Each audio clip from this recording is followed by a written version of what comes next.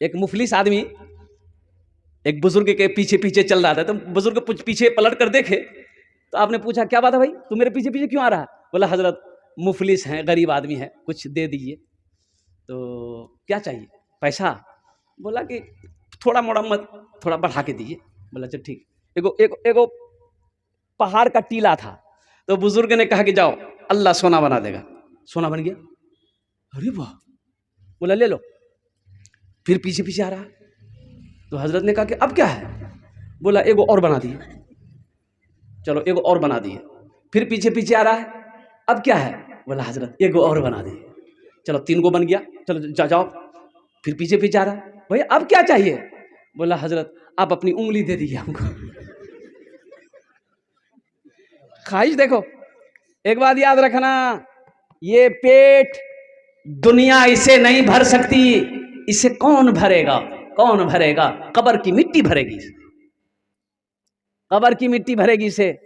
خواہشیں ختم نہیں ہوگی، اس لیے خواہشوں کو ختم کرو، یہاں رہ کر دنیا کی لالچ کو ختم کرو اور قربان جاؤ، یہاں رہ کر وہاں کی تیاری کرو جہاں ہمیشہ ہمیشہ رہنا ہے۔ اور وہ امام، ہمارے مسجد کے امام جس کے پیچھے ہم 5 وقت کی نماز پڑھتے ہیں، اللہ اکبر کبیرہ والحمدللہ کثیرہ وسبحان اللہ بکرۃ واصیلا، ہم آتے ہیں صرف نیت باندھ کے کھڑے ہو جاتے ہیں۔ ارے یہی نہ کرتے ہیں؟ سورہ فاتحہ امام پڑھے، سورہ امام پڑھے، سارے ارکان امام کرے، ہم اس کے پیچھے پیچھے کرتے ہیں، اور ان کی تنخواہ کتنی ہے؟ 7,000، 8,000، 9,000، 10,000۔ بتاؤ اچھا یہ ایک بات بتائیے، یہ 10,000 میں آپ کا گھر چلے گا؟ ارے بولو بھائی جلدی، ایمانداری سے بتائیے، چلے گا؟ امام صاحب کی تنخواہ 8,000، تو سیکریٹری صاحب سے بولا کہ سیکریٹری صاحب یہ دیکھیں 5-6 کو بچہ ہے میرا، یہ تنخواہ بڑھا دیجیے تھوڑا سا۔ تو امام صاحب بولا کہ 5-6 کو بچہ پیدا کرنے ہم بولے تھے آپ کو؟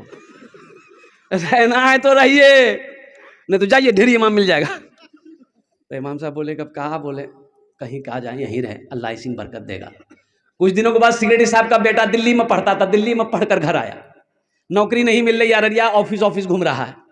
تو باپ بولا کہ دعا کرا دیتے ہیں، بیٹا نوکری مل جائے گی۔ تو امام صاحب کو جمعے کے دن بولا کہ امام صاحب میرا بیٹے کے لیے دعا کر دیجیے گا، کوئی اچھی نوکری مل جائے، بہت پڑھا لکھا ہے۔ تو امام صاحب بولا ٹھیک ہے دعا کر دیں گے۔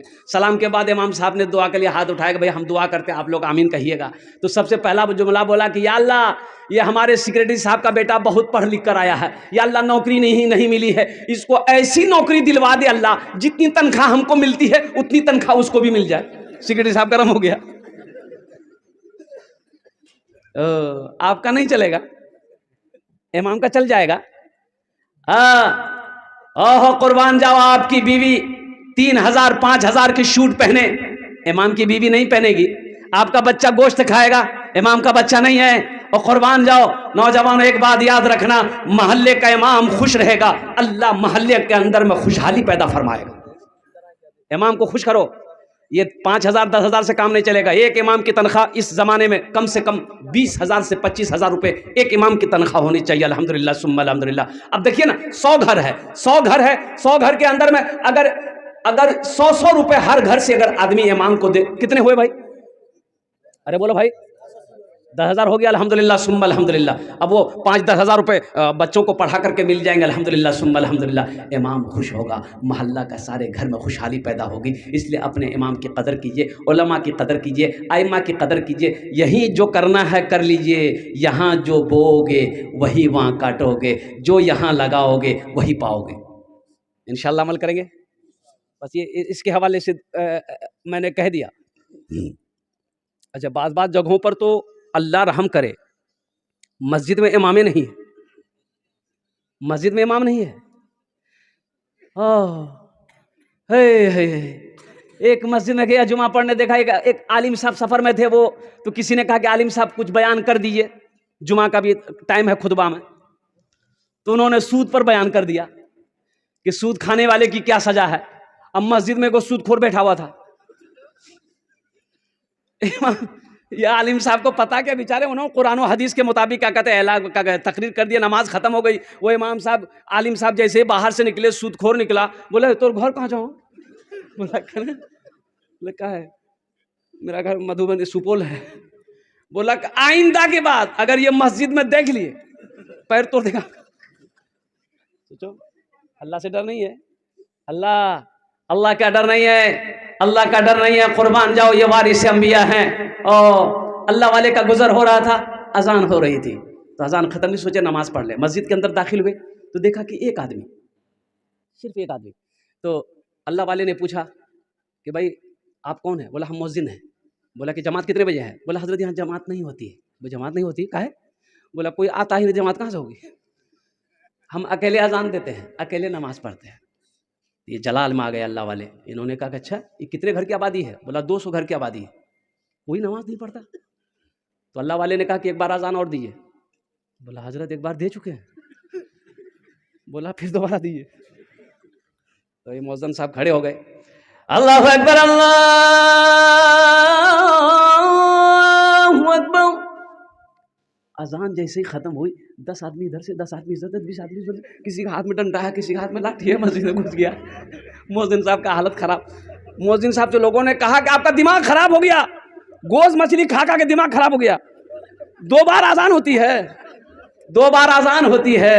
تو اللہ والے کھڑے ہو گئے. آپ نے فرمایا اچھا سنو سنو سنو, میں نے دلوائی 2 بار اذان. پہلی بار اذان ہوئی تھی, سنے تھے؟ بولا ہاں سنے تھے, ہم گھر میں تھے. نماز کے لیے کہنا ہے, نماز کے لیے کہنا ہے. اور دوبارہ اذان ہوئی, لڑنے کے لیے آ گئے. دیکھو شان, دیکھو اس کی, جھگڑا کرنے کے لیے آ گیا. جھگڑا کرنے کا ٹائم ہے اور لڑنے کا ٹائم ہے, اور نماز پڑھنے کا ٹائم ہی نہیں.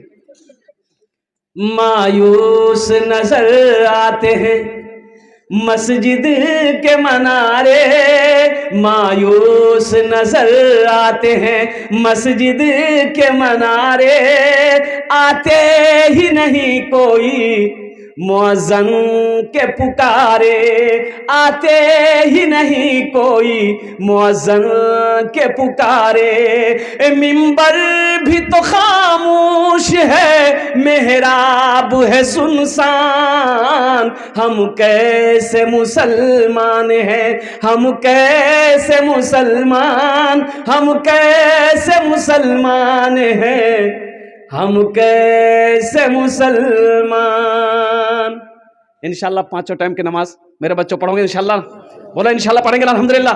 اور دیکھو جو مسلمان ہوگا وہ نمازی ہوگا. ایک بات ذہن میں بٹھا لو, جو مسلمان ہوگا وہ, ہاں دیکھو ہیرا چمکتا ہے, ہیرا, ہاں جو اصلی ہیرا ہوگا چمکے گا, اصلی ہیرا ہوگا چمکے گا. اور جوہری کے پاس جاؤ, وہ شیشے میں پیک ہوتا ہے, وہ ہیرا